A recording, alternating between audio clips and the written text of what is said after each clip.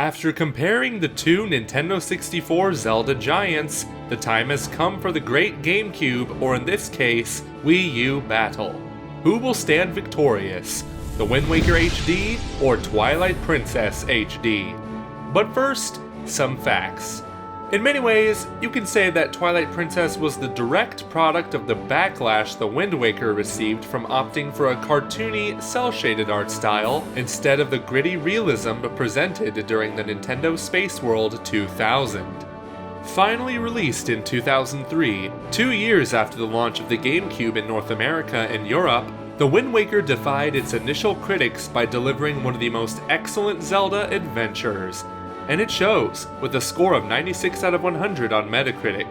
Today, the ugly duckling has turned into a beautiful swan that has aged elegantly, but was still remastered and refined for its 10th anniversary with The Wind Waker HD in 2013. Twilight Princess, on the other hand, caused euphoria from its initial reveal at E3 2004, all the way to its dual launch on the GameCube and Wii in 2006. The effort was eventually rewarded with an equally as good aggregated score of 96 out of 100 on Metacritic. However, unlike its counterpart, the game quickly started to age due to its technical limitations and was in dire need of an update, which it finally received in the form of Twilight Princess HD for its 10th anniversary in 2016. Since we got two radically different warriors with the same scores and 10th anniversary remasters, we decided to do a little twist, and instead of comparing the GameCube originals, compare the enhanced Wii U HD remasters, which we will determine through the following battles: story/main quest, side quests, game world, dungeons, bosses, gameplay, and soundtrack. The video game war between The Wind Waker HD and Twilight Princess HD is about to break out.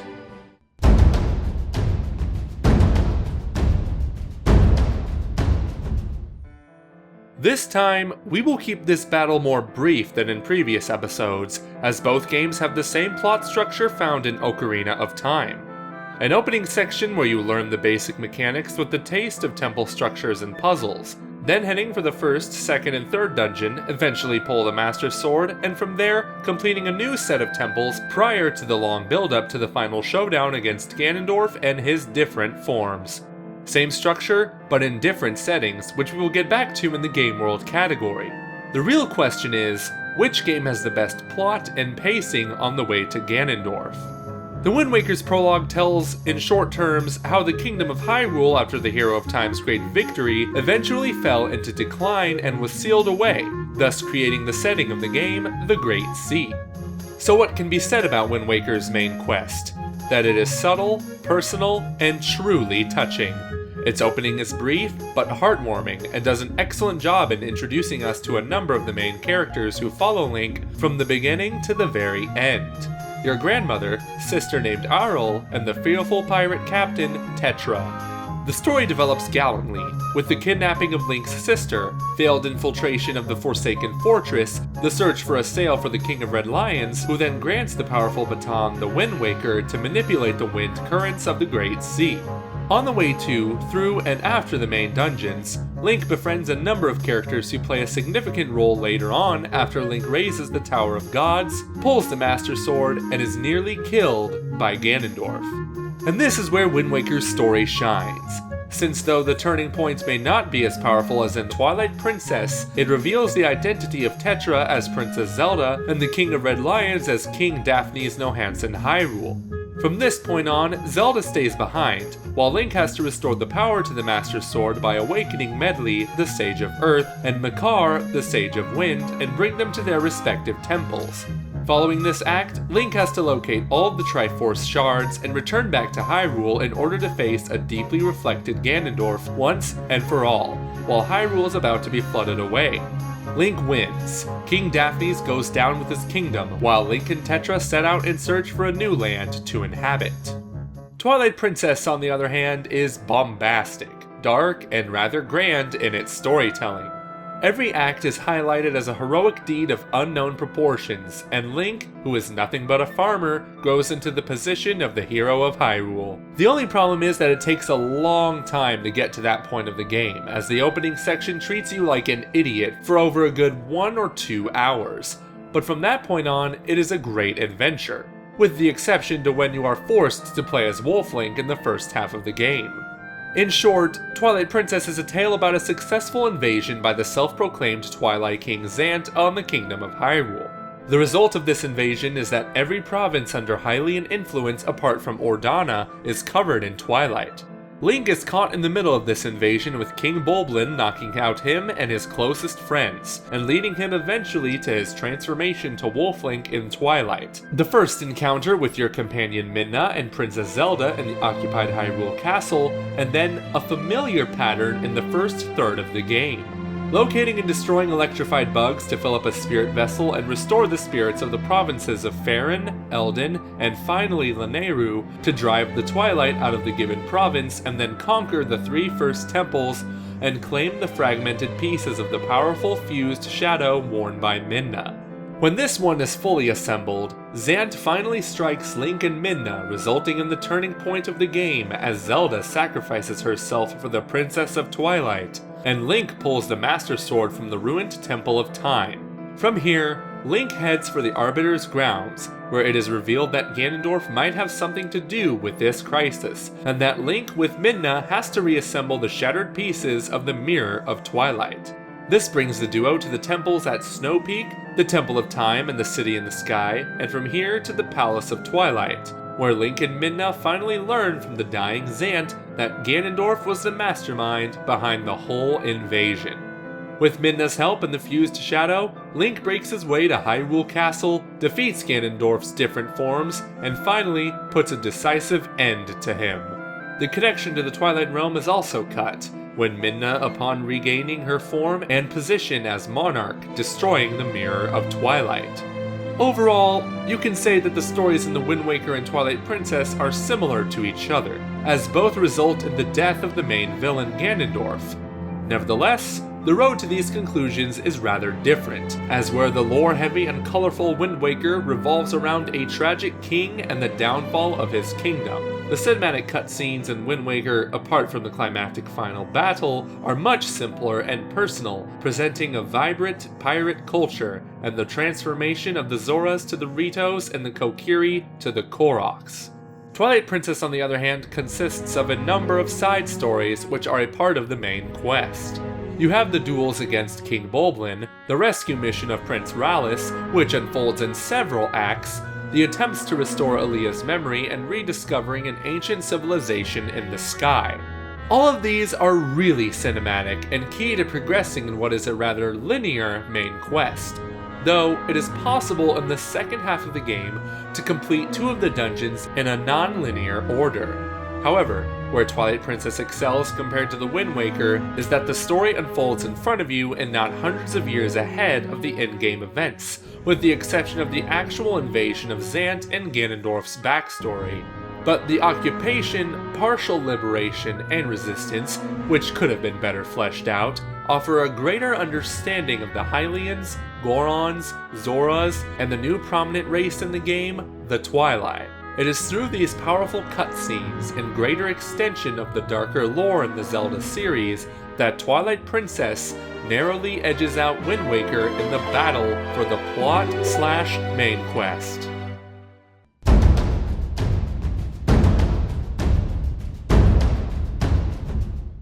Every 3D Zelda game has side quests and side activities, and The Wind Waker and Twilight Princess are no different. However, what is different are the number and quality of side quests. To get this out of the way, both have the traditional minigames and heart pieces found within the overworld, and in terms of sheer variety and numbers, they are for the most part the same. The only difference is that The Wind Waker has treasure charts and that some of the heart pieces in Twilight Princess are found within dungeons, which makes sense as Twilight Princess requires 5 pieces to assemble a heart container. But in terms of sheer side quests, we can say the following.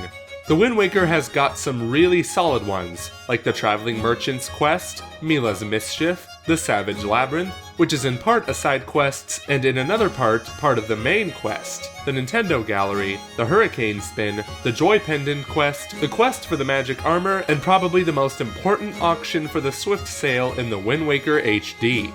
Twilight Princess has got fishing, the bug collection, the hunt for Poe souls, the Cave of Ordeals, the Malomart/Magic Armor quest, and last but not least, the soaked in lore and combat lessons, the Hero's Shade Hidden Skill questline. The hidden skills taught by what is left of the Hero of Time is an excellent side quest in Twilight Princess, and the magic armor looks glorious.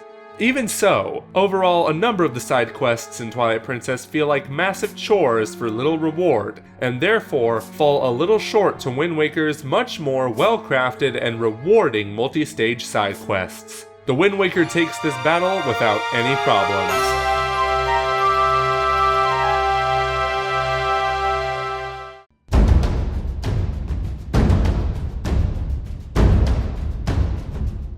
Sea versus land. That is the question. The Great Sea in the Wind Waker was a completely new setting for a 3D Zelda game, and even so, it worked better than ever before, as the island system and water in between them gave the most authentic impression of a seamless world until The Legend of Zelda Breath of the Wild in the series. The few large islands are brimming with life, while the smaller ones are filled with a number of puzzles and minigames with great rewards. And even though the sea might appear to be empty on the surface, the seamless water hides a number of secrets such as mini-bosses, lookout towers, sea fortresses, submarines, ghost ships, and obviously underwater treasures to find through the many charts as you sail the King of Red Lions and fill out the map of the Great Sea. Twilight Princess, in contrast to the Wind Waker, is a landlocked game, where the overworld is rather empty, with only a few bokoblin and bulbin enemies chasing you around, or some dark grottos and hidden chests. The benefit Twilight Princess has over the Wind Waker is in the greater variety of provinces and the races inhabiting the land. What drags it down, however, is that many of these environments are much more bound or simply unreachable, which is a detail we will get back to in the gameplay section. But for now, we can say that there is much more to the overworld and the unbound Wind Waker than the corridors and lengthy linear paths found in Twilight Princess. The clear winner here is the Wind Waker.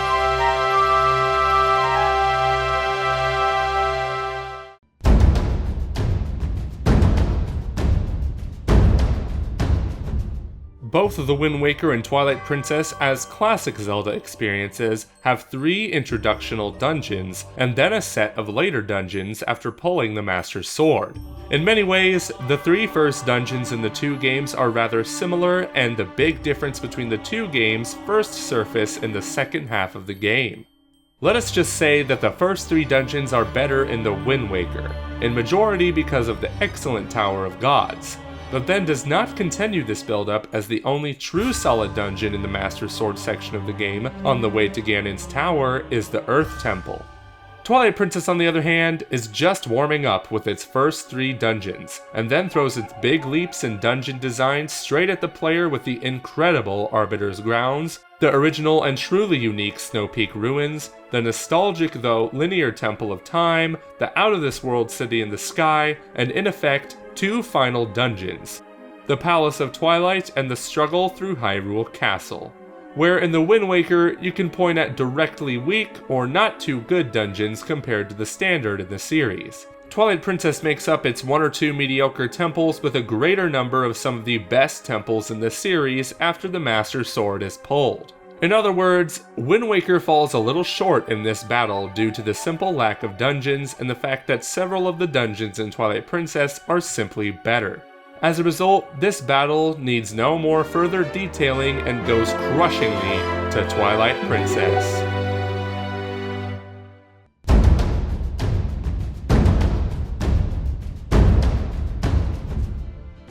But as we all know, what is a Zelda dungeon without a proper boss fight? And here, none of the games disappoint. The Wind Waker actually introduces and builds up to one of its bosses, the Helmarock King, over 3 confrontations. First at Outset Island, where it kidnaps Link's sister Auril, and then twice at the Forsaken Fortress. Other great bosses in Wind Waker are definitely Mulgera, Kaledemos, and the radically redesigned Goma. On top of this, the Wind Waker has the great 3-stage Puppet Ganon fight, and finally, probably the best Ganondorf fight in this series. Unfortunately, the same cannot be said about the Wind Waker's mini-bosses, as Bokoblins, Moblins, Stalfoses, Darknotes, and Wizrobes are not exactly original mini-boss fights. But hey, at least you got Phantom Ganon and Mothula.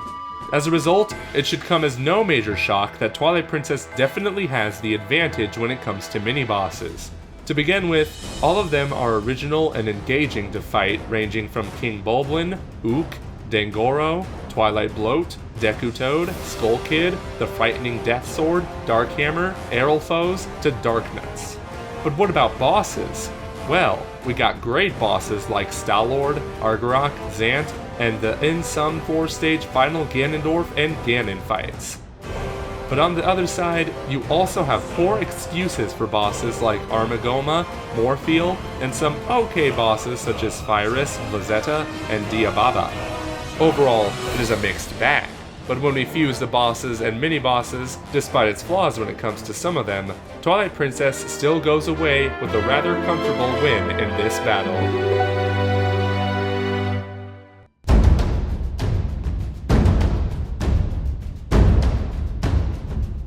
Just like in the Game World category, this comes in a large part down to the difference between sea and land, but not entirely.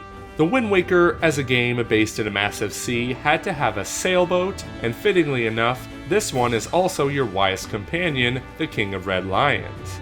And what a powerhouse it is, with a cannon for seaside combat and puzzles, a crane, and a swift sail in the HD version which undoes the need for the Wind Waker to shift currents when sailing, and rather saves this item for wind puzzles when using the Deku Leaf to reach specific locations and for specific songs and commands. Correct. Wind Waker, unlike Twilight Princess, lets you take command over 2 specific characters with dungeons, Makar and Medley.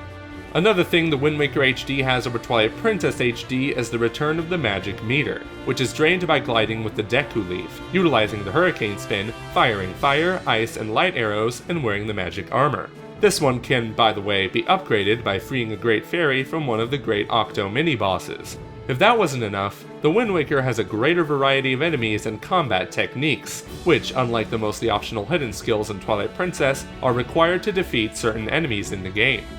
In terms of items, the Wind Waker has some unique and useful ones such as the multi-purpose grappling hook, the light arrows outside of the final boss battle, the skull hammer, the previously mentioned Deku Leaf, baits for filling out the map, and pears in order to mind control a seagull. Twilight Princess, on the other hand, has some unique traits of its own, such as the spinner, water bombs, bomb arrows, the ball and chain, and the dual claw shot, though this one is a little more restricted than the hook shot in the Wind Waker. Twilight Princess has also other unique strengths of its own, such as fishing, horseback combat, and gameplay, playing as a wolf, which might be a nuisance in some sections, but a way to get around more efficiently in areas where Epona cannot reach. If that wasn't enough, unlike Wind Waker, Twilight Princess lets you swim underwater through the Zora armor, and does not limit the time you can swim in rivers or lakes. Canoeing or rafting could also have been mentioned if these weren't tied to minigames. Both Wind Waker HD and Twilight Princess HD have clever gyroscope controls for aiming, can be played alone on the gamepad, and have separate dual screens for menus on the gamepad for items, maps, and in the case of Wind Waker HD, a slot for items. This one is a close one, but in the end, the inclusion of the magic meter, the gliding abilities of the Deku Leaf, and the more refined combat and enemies make the difference in this battle for the Wind Waker HD.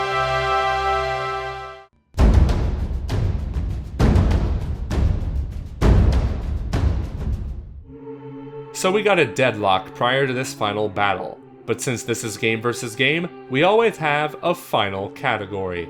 But let's be honest, this last battle has a crushing victor. Since despite having some great musical pieces like the powerful Midna's Lament being played during the desperate run for Princess Zelda in Hyrule Castle, the Hyrule Field theme, the credits theme, the adventurous Hidden Village theme, and the suspenseful Dark Lord Ganondorf theme, Twilight Princess suffers that most of the other original tracks in the game do not hold the same quality, and that a number of the better musical pieces are just remixes of tracks from Ocarina of Time.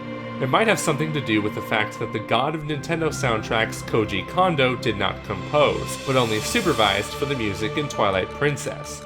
The Wind Waker, on the other hand, borrows little and shows the true potential of Koji Kondo when he gets the time to compose an entirely original soundtrack. This playlist is nothing short of a masterpiece, which only Majora's Mask's soundtrack can possibly match.